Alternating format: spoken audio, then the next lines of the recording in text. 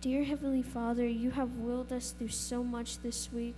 I just like to thank you for letting me be up here and letting me preach to all these wonderful people. I would like to thank you for letting all these people be here, and whoever has not arrived, let them arrive safely. In Jesus' name we pray. Amen. What is reverence? Well, in the dictionary, we find reverence defined as a feeling of profound respect. It means a respectful, submissive attitude of mind resulting in affection for the person which it's directed to. The Bible clearly states that we are to show reverence to God and to the things that represent his person and presence. Hebrews 12, verse 28 states, and 29 states, "Let us be thankful and so worship God acceptably with reverence and awe, for our God is a consuming fire." Also in Leviticus 19, verse 30, it says, "Observe my Sabbaths and have reverence for my sanctuary. I am the Lord." We reverence God and everything related to God, his name, his word, and as we mentioned, his sanctuary. We live in an age where very little attention, let alone reverence, is shown in God's church. How do you feel about being church? Do you put church in first place ahead of entertainment and amusement? Here are some reasons why we need to show our reverence by being here each Sabbath and praising the Lord. Well, it's a way we express our love for God. Attending church services is a visible expression of our love towards God. It is where we gather with each other, believers, and to publicly bear witness of our faith and trust in God. And it is where we can bring him offerings of praise, thanks, and honor. It also builds up our spiritual strength.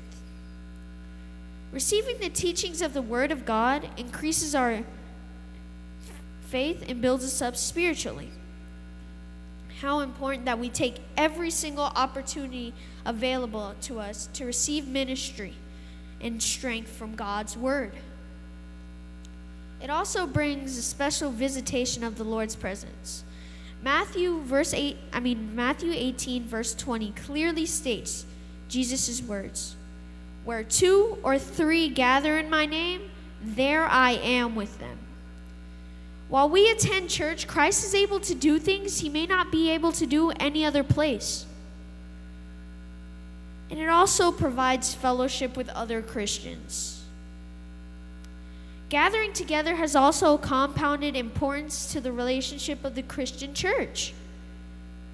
We are reminded that it is not possible to love God and dislike others. One of the most important reasons that we go to church is to practice love to God and other Christians. It is also an act of obedience to God.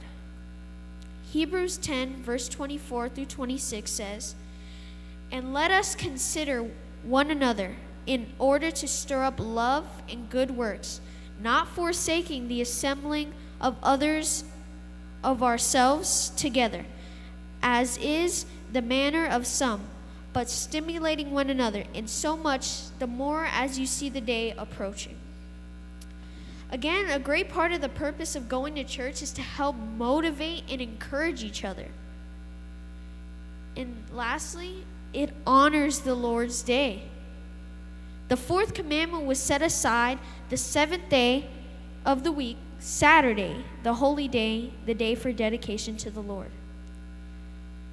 And as we've reviewed here, our main goal in going to church is to seek and build our relationship with God and others.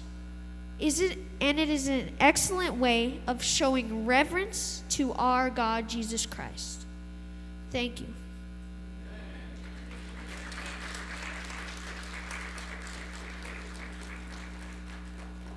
Good morning. Today I would like to talk about different ways to worship. Worship is something we do when we go to church. I'm sure you've the pastor or worship leader say, "Today we've come to worship the Lord," and probably you've sung the song, "Come Now, It's the Time to Worship." All through the Bible, there are different people who have worshipped in many different ways. One of the most interesting people is David. All through the Psalms, we see different ways that David worshiped God. David had a huge desire to worship God. Today, I will tell you about some of the ways he did. Number 1, speaking. Psalms 34, verse 1 says, "I will extol the Lord at all times. His praise will always be on my lips." Number 2, shouting. Psalms 27, verse 6 says, "Then my head will be exalted above the enemies who surround me. At his church will I sacrifice with shouts of joy. I will sing and make music to the Lord." Number 3, singing. Psalms 47, verse 6 says, "Sing praises to God, sing praises to our King, and sing praises." Bowing. Psalms 95, verse 6 says, "Come, let us bow down in worship. Let us kneel before the Lord our Maker." Number 5, dancing. Psalms 149, verse 3 says, "Let them praise his name with dancing and make music to him with tambourine and harp." Number 6, playing instruments. Psalms 33, verse 2 says, and 3 says, "Praise the Lord with the harp. Make music to him on the 10-string lyre. Sing to him a new song, play skillfully, and shout for joy." Number 7, clapping. Psalm 47, verse 1 says, "Clap your hands, all you nations. Shout to God with cries of joy." Number 8, lifting hands.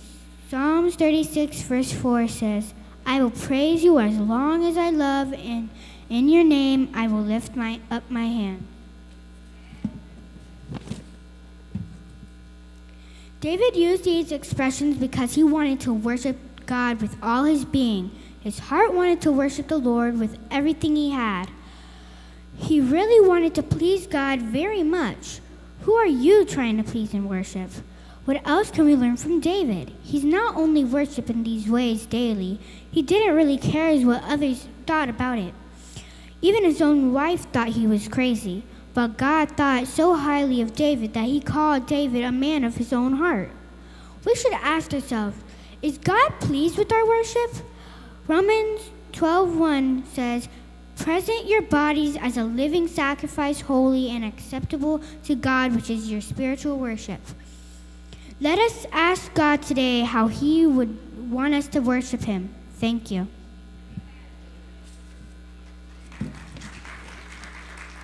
Closing prayer. Dear Heavenly Father, thank you for this day, and thank you for all those who had made it today, and please help those who didn't arrive safely. And thank you for the Bible and dying on the cross. In Jesus' name, pray, amen.